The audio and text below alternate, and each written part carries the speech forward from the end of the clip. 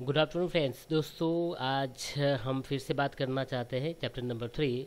हमारे N plus का ये थर्ड चैप्टर है जिसके अंदर हम बात करेंगे टीसीपी/आईपी मॉडल की। टीसीपी/आईपी मॉडल बेसिकली एक मॉडल है, एक प्रोटोकॉल शूट है, ओके, जिसको 1916 के अंदर लॉन्च किया था डिपार्टमेंट ऑफ डिफेंस ने। और ये मॉडल के द्वारा बताया था कि भाई कम्युनिकेशन कैसे होता है, दो कंप्यूटर के बीच में कम्युनिकेशन कैसा होता है, ये एक 4 लेयर के द्वारा समझाया था। तो यही समझ है कि ये जो टीसीपी/आईपी मॉडल जो है वो एक कम्युनिकेशन कैसे हो रहा है, तो उसको समझने के लिए, उसको बताने के लिए ये मॉडल को बनाया था। और ये मॉडल को बनाया था डिपार्टमेंट ऑफ डिफेंस ने 1916 के अंदर। और उसके बाद फिर 1984 के अंदर आपका ओएसआई मॉडल लॉन्च हुआ था। दोस्तों, ये टीसीपी/आईपी मॉडल के अंदर 4 लेयर होते हैं, जैसे कि प्रोसेस लेयर हो गया, होस्ट टू होस्ट लेयर हो गया, ओके, इंटरनेट लेयर हो गया और नेटवर्क एक्सेस लेयर हो गया। तो दोस्तों, ये टीसीपी/आईपी एक प्रोटोकॉल शूट है और उसके अंदर बहुत सारे प्रोटोकॉल्स यूज़ होते हैं और ये प्रोटोकॉल के द्वारा आप नेटवर्क के अंदर कम्युनिकेशन कर सकते हैं। तो ये प्रोटोकॉल्स कौन से होते हैं? तो सबसे पहले हम यहाँ पे बात करते हैं हमारे प्रोसेस लेयर के प्रोटोकॉल की। तो सबसे पहले हम उसमें बात करेंगे एफटीपी। दोस्तों, एफटीपी का मतलब क्या होता है? तो ये एक फाइल ट्रांसफ़र प्रोटोकॉल है। फाइल ट्रांसफ़र प्रोटोकॉल है, इसका मतलब यही हुआ कि अगर आप ये कंप्यूटर से अगर फाइल को ट्रांसफ़र करना चाहते हो ओवर द इंटरनेट, ओके दोस्तों, तो एक कंप्यूटर से दूसरे कंप्यूटर में हम फाइल को ट्रांसफ़र करना चाहते हैं, चाहे वो फाइल आपकी वीडियो हो, चाहे वॉइस हो, कोई भी फाइल होगी दोस्तों, तो ये नेटवर्क के अंदर फाइल को ट्रांसफ़र करेगा, जिसका पोर्ट नंबर 20 और 21 होता है। दोस्तों, 20 और 21 ये सर्वर एंड क्लाइंट के पोर्ट नंबर होते हैं। दोस्तों, एफटीपी के द्वारा आप बहुत ही लार्ज फाइल को नेटवर्क के अंदर ट्रांसफ़र कर सकते हो। एफटीपी एक ऐसा प्रोटोकॉल है जो आप फाइल ट्रांसफ़र करते हो तो वो बहुत ही सिक्योर के था, बहुत ही सिक्योरिटी के साथ वो फाइल को ट्रांसफ़र करता है। मतलब ये प्रोटोकॉल बहुत ही सिक्योर है। ये प्रोटोकॉल एक ऑथेंटिकेशन प्रोवाइड करता है, मतलब ये एक रिलायबल प्रोटोकॉल है। दोस्तों, ये प्रोटोकॉल आपको MD2 MD5 ऐसे एल्गोरिथम के द्वारा ऑथेंटिकेशन करता है, तो बहुत ही रिलायबल प्रोटोकॉल है, ओके। और यहाँ पे ये आपको कनेक्शन ओरिएंट मतलब एक एक्नॉलेजमेंट सर्विस प्रोवाइड करता है दोस्तों। तो एफटीपी बहुत ही बढ़िया प्रोटोकॉल है compare to TFTP, okay. But अगर हम टीएफटीपी की बात करें तो टीएफटीपी का मतलब होता है ट्रिवियल फाइल ट्रांसफ़र प्रोटोकॉल। ये भी आपके एफटीपी जैसा ही काम करता है, वीडियो इमेज डेटा आप यहाँ पे नेटवर्क के अंदर ट्रांसफ़र कर सकते हो दोस्तों। बट डिफरेंट क्या है कि टीएफटीपी प्रोटोकॉल जो होता है ये दो कंप्यूटर के बीच में फ़ाइल तो ट्रांसफ़र करेगा, बट ये कोई ऑथेंटिकेशन प्रोवाइड करता नहीं है। तो दोस्तों, ये सर्विस जो है, मतलब ये प्रोटोकॉल जो है वो एक ऑथेंटिकेशन सर्विस प्रोवाइड नहीं करता है। दूसरी बात, ये अनसिक्योर प्रोटोकॉल है, दोनों के बीच में कोई सिक्योर कनेक्शन प्रोवाइड नहीं करता, मतलब अनसिक्योर है। ये कोई एक्नॉलेजमेंट या कोई MD2 MD5 ऐसे कोई एल्गोरिथम यूज़ नहीं करता, मतलब ये अनरिलायबल प्रोटोकॉल है दोस्तों। तो यहाँ पे ये दो प्रोटोकॉल के बीच में मैंने डिफरेंट भी बता दिया आपको और बता भी दिया कि दोनों प्रोटोकॉल के बीच में डिफरेंट क्या है दोस्तों, ओके। जो जिसका पोर्ट नंबर 69 है टीएफटीपी का। आगे बात करते हैं। टीएफटीपी जो है, जो मैंने आपको बताया, क्लाइंट एंड सर्वर के प्रिंसिपल पे काम करता है। ये यूडीपी का पोर्ट नंबर 69 यूज़ करता है। ये अनसिक्योर प्रोटोकॉल है, कोई ऑथेंटिकेशन प्रोवाइड नहीं करता है, do not provide a sequencing number, okay दोस्तों। तो error recovery is by that retransmission after time out नहीं करता दोस्तों। आगे बात करते हैं। नेक्स्ट प्रोटोकॉल है एसएमटीपी। एसएमटीपी का मतलब ऐसा होता है दोस्तों कि हम कोई सर्वर से, जैसे कि ये मेरा जीमेल का कोई लॉगिन है और जीमेल का अकाउंट, और यहाँ से मैं थ्रू द इंटरनेट मतलब आईएसपी इंटरनेट सर्विस प्रोवाइडर के द्वारा मैं कोई यूज़र को मेल करता हूँ। तो दोस्तों, जहाँ पे मैं मेल करता हूँ तो वो मेल करने के लिए आप यहाँ पे एसएमटीपी प्रोटोकॉल यूज़ करते हैं, जो आपके प्रोसेस लेयर के अंदर काम करता है, जिसका पोर्ट नंबर 25 है दोस्तों। ये ओनली फॉर जीमेल के अंदर नहीं, बट अगर आप वाईमेल यूज़ करते हो दोस्तों, या फिर आप यहाँ में हॉटमेल यूज़ करते हो दोस्तों, या फिर आप यहाँ पे कोई आउटलुक अकाउंट यूज़ करते हो, हर एक अकाउंट के अंदर जहाँ पे आप मेल सेंड करते हो, तो यहाँ पे ये प्रोटोकॉल काम करता है दोस्तों। बात करते हैं एसएनएमपी की।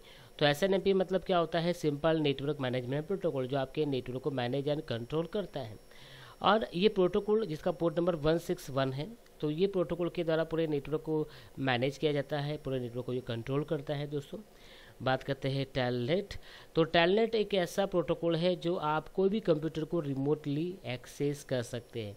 मान लेते हैं कि मैं यहाँ पे अहमदाबाद से बात कर रहा हूँ, ओके, और यहाँ से हम कोई रिमोट साइट पे कोई कंप्यूटर है, मान लेते हैं कि ये कोई यूएसए का मेरा कोई क्लाइंट है।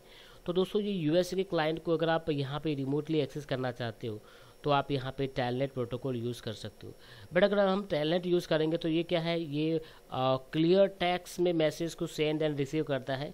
तो इसलिए ये प्रोटोकॉल इतना सिक्योर प्रोटोकॉल नहीं, कोई भी अनऑथराइज पर्सन हमारे पैकेट को मॉनिटरिंग कर सकता है और उसको हैक कर सकता है। तो टेलनेट एक रिमोट साइट से कंप्यूटर को एक्सेस करने के लिए आप उसको यूज़ कर सकते हो। टेलनेट आपको एक इंटरफेस प्रोवाइड करता है, वो CLI इंटरफेस होता है, कमांड लाइन इंटरफेस होता है, ओके, जिसका पोर्ट नंबर 23 होता है। आगे बात करते हैं SSH। तो SSH मतलब दो कंप्यूटर के बीच में जब कोई सेंडर होता है और कोई रिसीवर होता है, तो ये सेंडर एंड रिसीवर के बीच में जब आप फाइल को ट्रांसफ़र करते हो, ओके, मान लेते हैं कि ये मेरा कोई क्लाइंट है और ये मेरा क्लाइंट से पहुंच के कोई सर्वर को एक्सेस करना चाहता है। मान लेते हैं कि ये मेरा कोई सर्वर है, जैसे कि example.com, ये मेरा कोई सर्वर है और ये सर्वर को पहुंच के ये बंदा एक्सेस करना चाहता है। तो SSH के द्वारा आप दो कंप्यूटर के बीच में सिक्योर कनेक्शन कर सकते हैं। अगर हम दूसरी तरह से देखें, मान लेते हैं कि ये मेरा कोई क्लाइंट है और ये क्लाइंट इंटरनेट के थ्रू कोई हमारे सर्वर को, जैसे कि डेटा सेंटर को एक्सेस करना चाहता है या कोई वेब सर्वर हो गया, फाइल सर्वर हो गया जो रिमोट साइट पे है, तो हमारा ये डेटाबेस सर्वर को वो एक्सेस करना चाहता है, या फिर कोई राउटर्स हमारा है। तो अगर आपने यहाँ पे SSH प्रोटोकॉल यूज़ किया है तो आप अपने टर्मिनल मतलब आपके सर्वर के साथ आप एक सिक्योर कनेक्शन कर सकते हो, या फिर अपने राउटर के साथ आप एक सिक्योर कनेक्शन कर सकते हो। एक टनलिंग कनेक्शन ये आपको प्रोवाइड करता है। यहाँ पे अलग अलग टाइप के प्रोटोकॉल यूज़ करके सर्वर एंड क्लाइंट के बीच में एक सिक्योर कनेक्शन प्रोवाइड करता है। ओके, तो बेसिकली SSH के द्वारा आप रिमोट साइट से कोई भी टर्मिनल को एक्सेस कर सकते हो। टर्मिनल का मतलब ऐसा होता है दोस्तों, राउटर हो गया, आपका कोई सर्वर हो गया, जैसे कि डेटाबेस सर्वर हो गया, FTP सर्वर हो गया, व्हाटएवर, कोई भी सर्वर को आप जिसको हम टर्मिनल बोलते हैं, तो वो टर्मिनल को सिक्योरली एक्सेस करने के लिए हम SSH का यूज़ करते हैं दोस्तों, जिसका पोर्ट नंबर 22 है। बात करते हैं RDP। तो RDP मतलब यही SSH जैसा ही होता है, बट दोस्तों RDP क्या करेगा, तो ये पूरे कोई रिमोट साइट पे जो कंप्यूटर है तो वो कंप्यूटर का पूरा डेस्कटॉप आपके कंप्यूटर के अंदर ले लेगा। ओके, मतलब RDP के द्वारा आप रिमोट साइट पे जो भी कंप्यूटर है, ओके, जो भी यूज़र है, तो ये यूज़र का पूरा डेस्कटॉप आप अपने लोकल सिस्टम पे ले सकते हो। ओके, तो जिसका पोर्ट नंबर 3389 है, और ये प्रोटोकॉल जो होता है वो आपको GUI इंटरफेस प्रोवाइड करता है, ग्राफिकल यूज़र इंटरफेस ये प्रोवाइड करता है, ताकि आप ये प्रोटोकॉल के द्वारा आप कोई भी मशीन को रिमोट में लेके ट्रबल शूटिंग कर सकते हैं। बात करते हैं आगे ICMP। तो ICMP मतलब इंटरनेट कंट्रोल मैसेज प्रोटोकॉल। ये प्रोटोकॉल जो है, जो आपके नेटवर्क के अंदर कोई एरर होती है तो उसको जनरेट करता है और यूज़र को नोटिफाई करता है।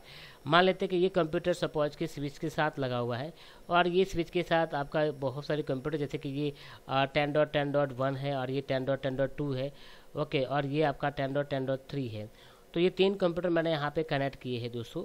अब सपोज कि 10.1 सपोज कि 10.2 को एक्सेस करना चाहता है, बट कोई केबल का इश्यू या फिर कोई फायरवॉल का आपने यहाँ पे फायरवॉल को आपने यहाँ पे ऑन कर दिया है दोस्तों, तो यहाँ से ICMP के द्वारा हमारे सेंडर को एक मैसेज ये जनरेट करेगा। ICMP के द्वारा एक मैसेज जनरेट किया जाएगा, जैसे कि डेस्टिनेशन होस्ट अनरीचेबल या रिक्वेस्ट टाइम आउट या ट्रांसमिट एरर, ऐसी कोई एरर जनरेट किया जाएगा, और ताकि यूज़र को ये आइडेंटिफाई होता है कि जो सिस्टम के साथ कम्युनिकेशन करना चाहते हैं वो सिस्टम अभी नेटवर्क में है, या फिर वो फायरवॉल उसका ऑन है, फायरवॉल ऑफ है, या फिर IP एड्रेस मिसिंग है, व्हाटएवर, कोई भी ट्रबल शूटिंग आप यहाँ पे कर सकते हो। तो आपके नेटवर्क में आप कोई भी कंप्यूटर को नेटवर्क से कोई भी कंप्यूटर को अगर आप कम्युनिकेट करना चाहते हो तो वहाँ पे कुछ एरर होता है, एरर जनरेट होता है, तो वो एरर ICMP प्रोटोकॉल के द्वारा जनरेट किया जाता है दोस्तों, जिसका पोर्ट नंबर 1 है। बात करते हैं IP। तो IP का मतलब होता है इंटरनेट प्रोटोकॉल। तो बेसिकली ये प्रोटोकॉल है जिसका यूज़ आप अपने कंप्यूटर का IP एड्रेस देने के लिए करते हैं। मतलब अगर आपके नेटवर्क के अंदर अगर कोई कंप्यूटर है तो नेटवर्क के अंदर कोई पर्टिकुलर कंप्यूटर को आइडेंटिफाई करने के लिए हम आईपी एड्रेस का यूज़ करते हैं। मान लेते हैं दोस्तों कि ये मेरा एक कंप्यूटर है, ओके, जो नेटवर्क में है। तो नेटवर्क में बहुत सारे कंप्यूटर्स हैं, तो ये बहुत सारे कंप्यूटर को नेटवर्क के अंदर आइडेंटिफाई करने के लिए मैं उसको एक आईपी प्रोवाइड करता हूँ। तो ये 10.10.1 जो होता है वो आईपी एड्रेस होता है। ये 10.10.1, तो ये 4 ऑक्टेट से ये आईपी बना होता है दोस्तों। ये 1 2 3 और ये 4 ऑक्टेट होते हैं। आईपी एड्रेस जो होता है वो एक 32 बिट का होता है। 32 बिट का एड्रेस मतलब क्या? तो 32 बिट का मतलब होता है कि ये भी 8 बिट होते हैं, ये भी 8, ये भी 8 बिट और ये भी 8 बिट, तो टोटल 32 बिट का एड्रेस होता है। आईपी एड्रेस को डिनोट किया जाता है डॉट से। आप यहाँ पे देख सकते हो, डॉट से आप उसको अलग करते हो। आईपी एड्रेस जो होता है वो एक नेटवर्क लेयर पे लगता है दोस्तों, ओके। और ये हमारे कंप्यूटर का एक लॉजिकल एड्रेस होता है, और जिसके द्वारा आप अपने कंप्यूटर को नेटवर्क में आइडेंटिफाई कर सकते हो। बात करते हैं टीसीपी एंड यूडीपी की। तो टीसीपी मतलब क्या होता है? तो ये एक ऐसा प्रोटोकॉल है जो आपके नेटवर्क के अंदर कोई कंप्यूटर के साथ जब आप कम्युनिकेशन करना चाहते हो, तो आपने जैसे यहाँ पे कोई कम्युनिकेशन करना चाहते हो या कोई फाइल आपने सेंड किया और रिसीवर की साइड से अगर आपको फाइल का रिप्लाई मिलता है, एक्नॉलेजमेंट मिलता है, तो ये टाइप की कम्युनिकेशन के अंदर आपका टीसीपी प्रोटोकॉल काम करता है, जिसको ये कम्युनिकेशन को हम बोलते हैं कनेक्शन ओरिएंट। तो कनेक्शन ओरिएंट जहाँ पे टीसीपी प्रोटोकॉल काम करता है, और ये कनेक्शन ओरिएंट के अंदर आपको रिसीवर की साइड से एक एक्नॉलेजमेंट मिलता है, जो बहुत ही मतलब ये टीसीपी प्रोटोकॉल अगर आप यूज़ करते हो कम्युनिकेशन करने के लिए, तो दोस्तों ये बहुत ही रिलायबल प्रोटोकॉल है, ये बहुत ही फ्लैक्सिबल प्रोटोकॉल है दोस्तों। ये प्रोटोकॉल एक्नॉलेजमेंट प्रोवाइड करता है। ये जो प्रोटोकॉल है वो बहुत ही फास्टर तो नहीं है, बट ये बहुत ही स्लोवर प्रोटोकॉल है, बिकॉज ऑफ वो वेट करता है दोस्तों, इसलिए।